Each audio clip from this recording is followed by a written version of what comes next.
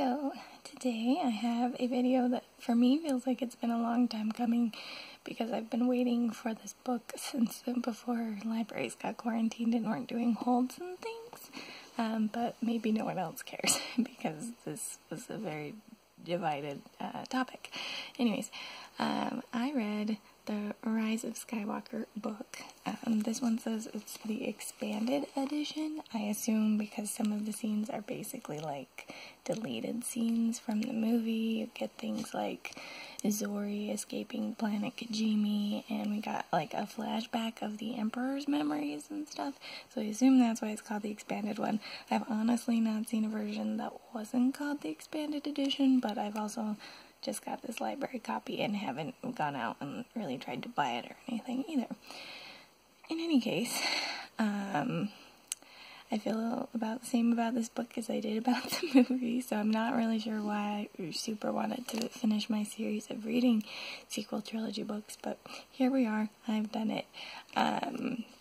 So I will say there are some things that I feel like this book did better than the movie. It delves much more into, like, Rey's feeling like she's turning to the dark side and her conflict with the dark side, which, if the movie had played more into that, I really would have loved, because it would have developed things so much more, and would have been more interesting than let's just planet hop the whole movie. And it does go more into, like, Kylo Ren's feelings towards Rey, which was great. And kind of helped build that up so that when the kiss comes at the end, it's not like, what is this relationship that you kind of had felt from The Last Jedi, but not entirely. So it did build that up better. Everything he does in the book is like, I just want to rule the Empire with her. And so, you know, it built that up better, and I'll give it that. There were some interesting things that maybe I just don't remember from the film, but for example, I'm pretty sure it opened with Kylo Ren's fight, where he's in like that red planet, which is Mustafar based on the book, but he's like fighting all those dudes, and that in the book was actually in part a vision that Rey had of him doing that, which I don't remember being in the movie, and that was kind of an interesting touch. I liked their Force connections in the book. They were still just as interesting as they were in the movie. They were probably one of my favorite parts of the movie too, so there's that. There were things that reading the book made at least as little sense as in the movie, if not less sense. For example, when Kylo Ren finally goes to Exegol and the Emperor's talking about his plans and he sees the Snoke clones, it's like, why build multiple Snokes? Because the Emperor tells Kylo that Snoke was just like a test to see if Kylo could overcome him and destroy him, so why did you have multiple Snokes? You know, I don't get it. I don't get it. And then there was a confusing bit when Rey's talking about studying the Jedi texts. It sounds like at first that she's talking about Luke having actually written the Jedi texts, but then there's a reference later that he was making notes in the texts, so I assume that's what she was talking about, reading his writing in the texts. But it could have been much more clearly explained and much earlier explained. Also, this is just a personal thing, having not like physically read a Star Wars book before, because I listened to the audiobooks of the other ones, but the droid names were very frustrating to me. Like, if it's using the character to be like C-3PO said, then it's just C-3PO, and that's fine. And that I can read and do well with. But then every time people, or even the droids themselves, use their names, it's like a sounded out version of their names, so C becomes S-E-E for C, and 3 is the word 3 written out, and then P-O is P-I-O, and it was just like, why are you doing this? I hate reading it like this. Do we not talk in letters and numbers? Why can you not just use the letters and numbers?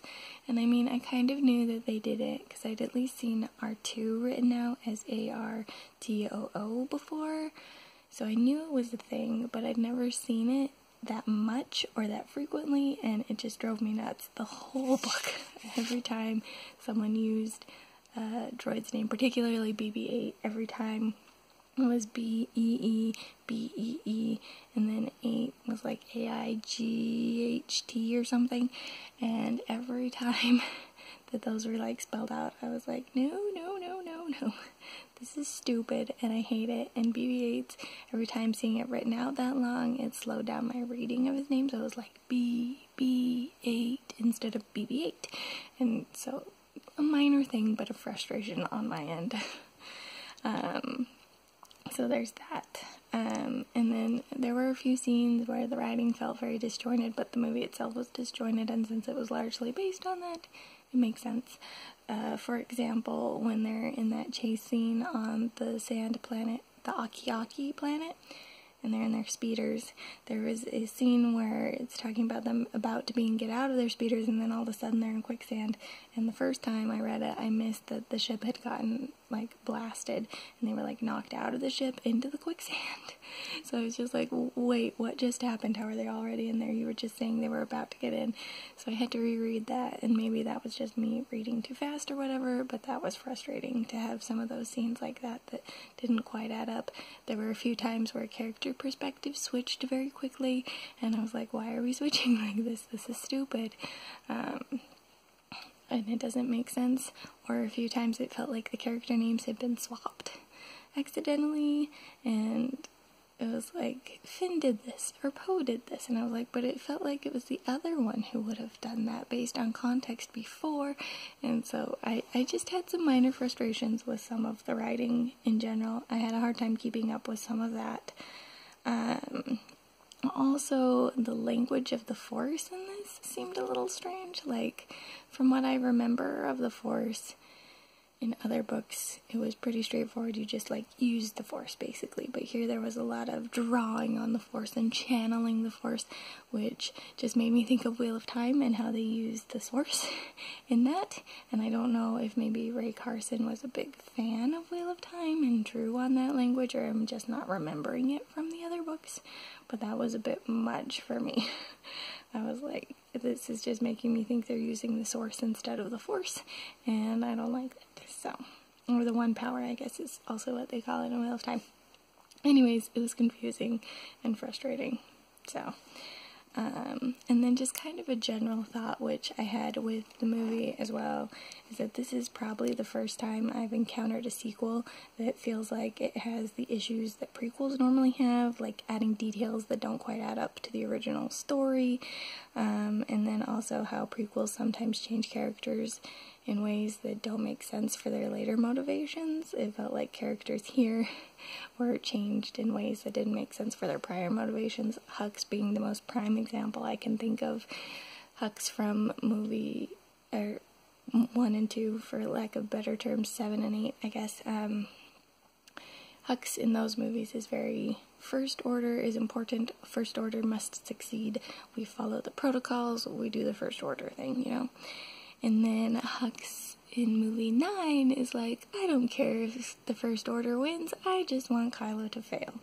And while they did butt heads, especially in The Last Jedi, Hux from the earlier movies would never have said that. He would have wanted the First Order to win, and he would have found a way to take Kylo down while also taking the Resistance down. And that was more what I'd been hoping for when we hadn't heard anything about this story, is that it would be them like clashing heads, Hux versus Kylo, and the power struggle there. But obviously we didn't get that, and Hux became a spy, and it made no sense. No sense.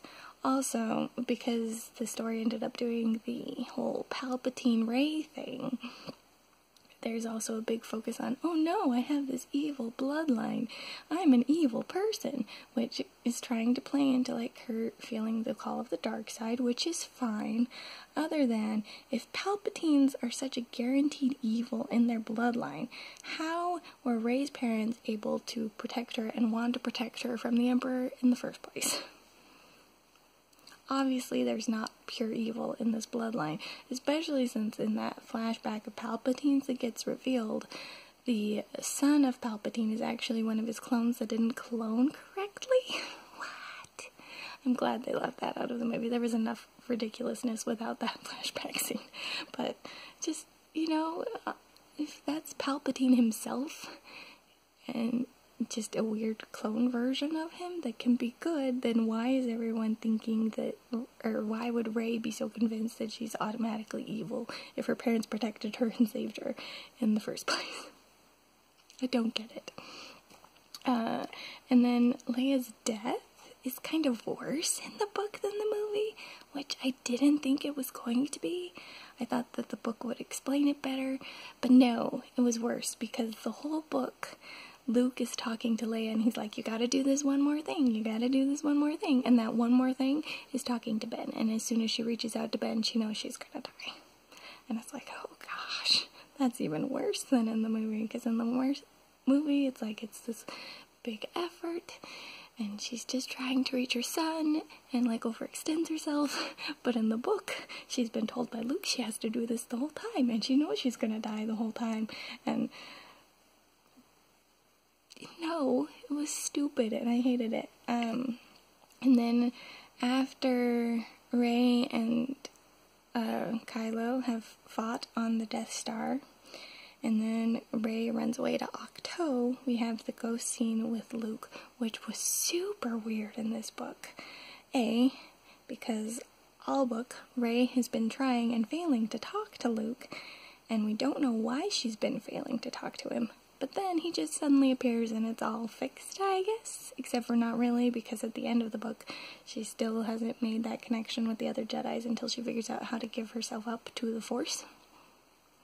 And then B, because it talks a lot in this scene about the fire from the TIE fighter and how it's like shooting sparks and things, and that how they're not affecting Luke. It'll talk about like sparks landing on his robe and it just fizzling out as if there was nothing there. And it's like, yes, of course there's nothing there. Luke is a ghost. Why would the fire affect him?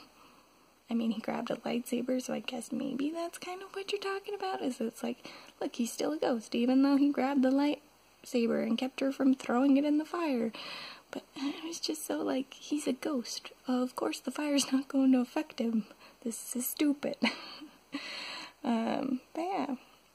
I will say, too, that one other good thing that I forgot to mention, at least reading the final battle against the Emperor in this, when he's got all those cloaked dudes singing, it can be Duel of the Fates in my head, and or I can play Duel of the Fates like on Spotify and get what the trailers promised us, because the trailers played Duel of the Fates and I was super excited for a redone version of that in this movie and tying like music as well as characters and themes together into the movie, and they didn't do that.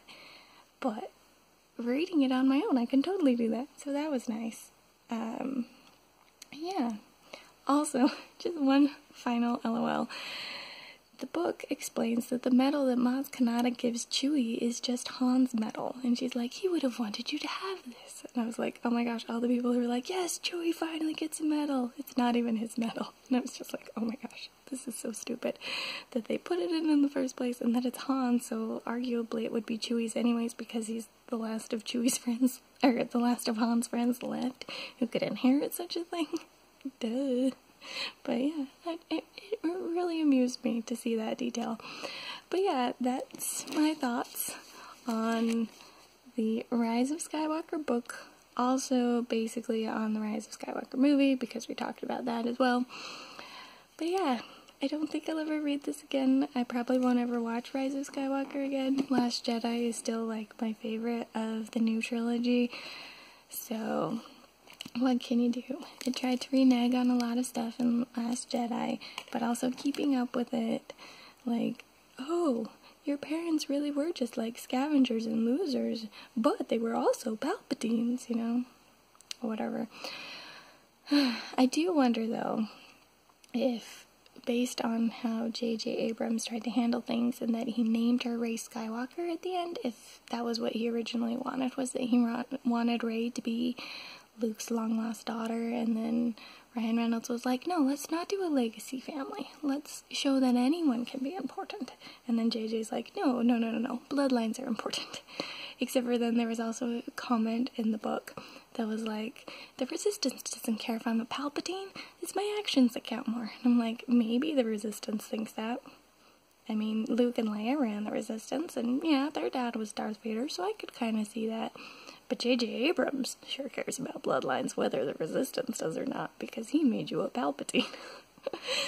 Anyways, that's all I've got, and this has gone on forever, and I don't need to say more about it. It was just a frustrating book, frustrating movie.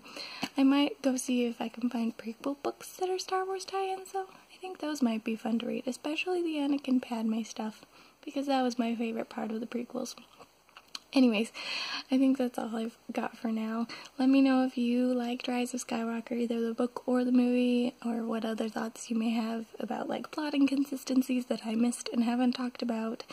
Feel free to comment if you hate that I reviewed it this way because it's one of your favorites or whatever. And I think that's all I've got for now. This is the Umlaut Harper, signing out.